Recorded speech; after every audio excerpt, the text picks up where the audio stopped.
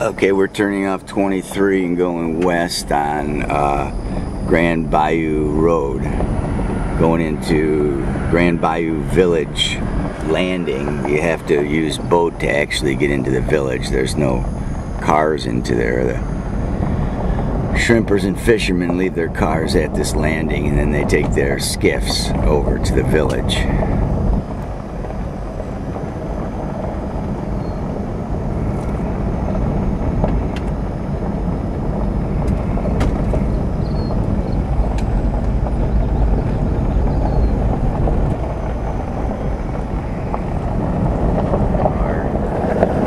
About this whole oil dump.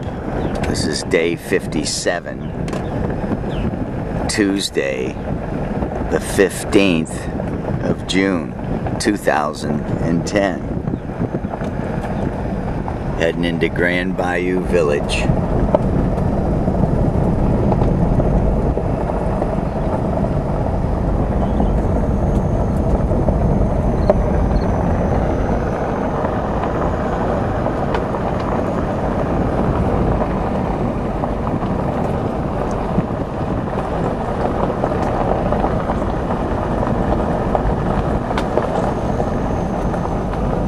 A lot of local people seem to fish right off these little turnaround spots, such as this one right here. Get the day's food. That's what it's looking like.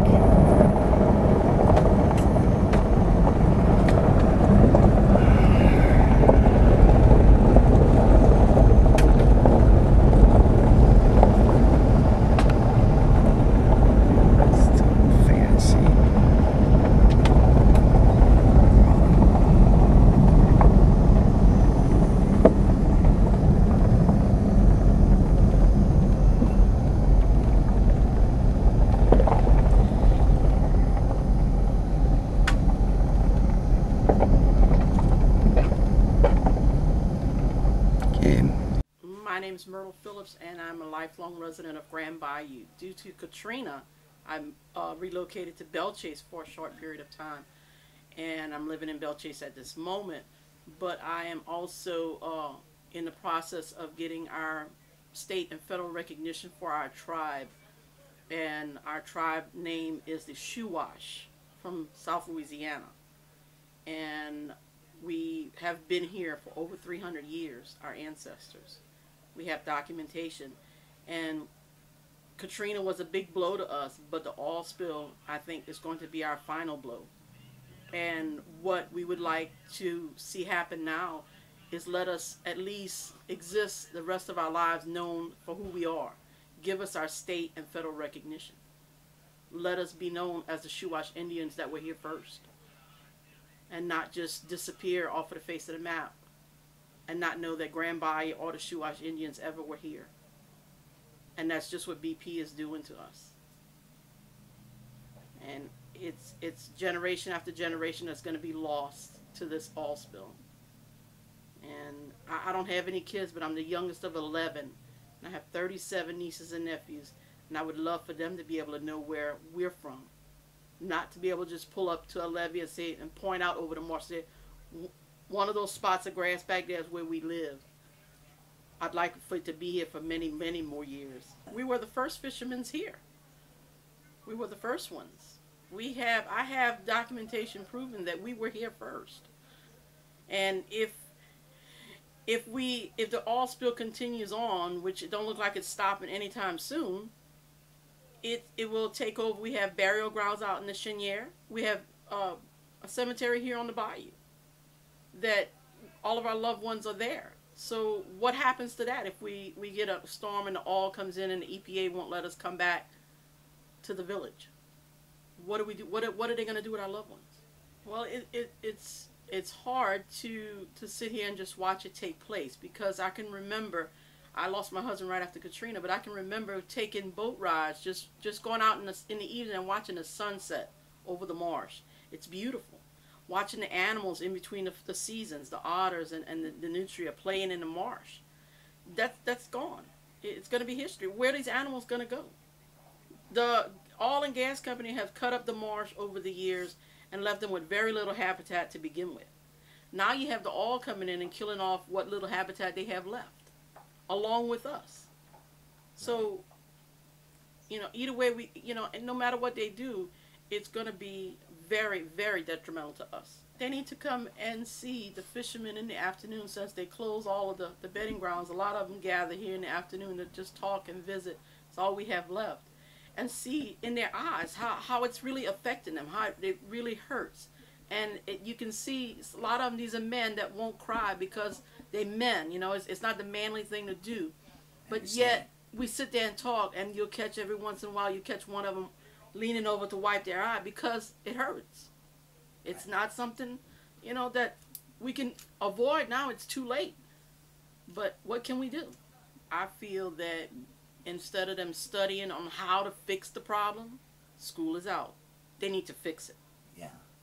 Don't worry about those relief wells being done. Cap this off. Yeah. I know with all the technology that they have in the world today that they can do. If they can drill all that far down in the bottom of the ocean, they can cap it. If it was anything else that was not productive to them, they'd have done capped it.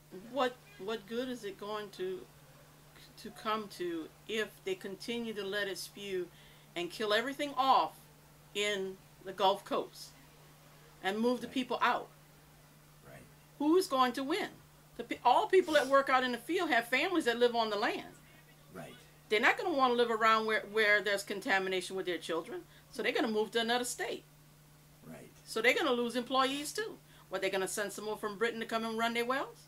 They have hired people as far as Arkansas, Georgia, Kentucky, that have come down to work and are working.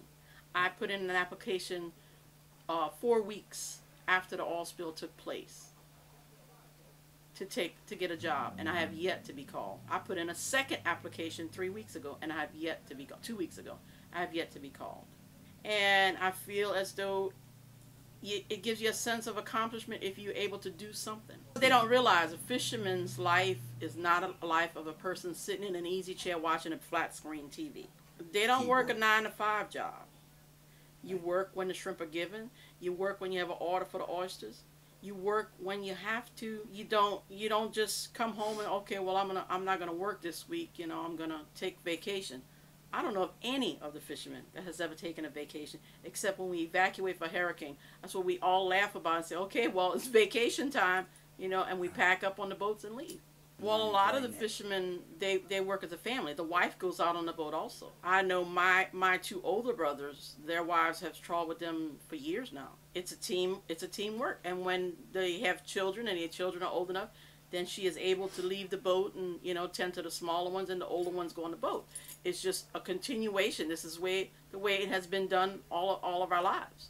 The women stay at home and try your best to, you know, keep their spirits up, you know, and let them know that you're supporting your husband. We stand behind the men, because that's just the way it's supposed to be, and that's the way we were brought up. Right. You know, and if they decide, well, they're not working the oil spill, they're going to stay tied up, then we stand behind them. That's their decision. And we will tighten our belts and make do with what we have and survive. Pull together as a family. Understand. And that's the way the Bayou has always been. It has been a family deal. You know, you sitting at home not knowing whether or not you're going to be able to have, you know, groceries or do the things that you normally do, because there's no money coming in. Even though you won't be able to shrimp, you still got maintenance on your boat every month. You still have maintenance on your homes. You have things that you need to take care of. I mean, granted, BP has given certain people money every month, but if you total your bills for the month, it outweighs way more than what they're giving you. My boat is tied right here. The propeller alone is $5,000. So you think if I was to buy a propeller right now, what would I do for the rest of the month? Okay, that's not fuel on the boat. That's not doing anything else on the boat. Heaven forbid that something breaks. It's like watching somebody die of cancer.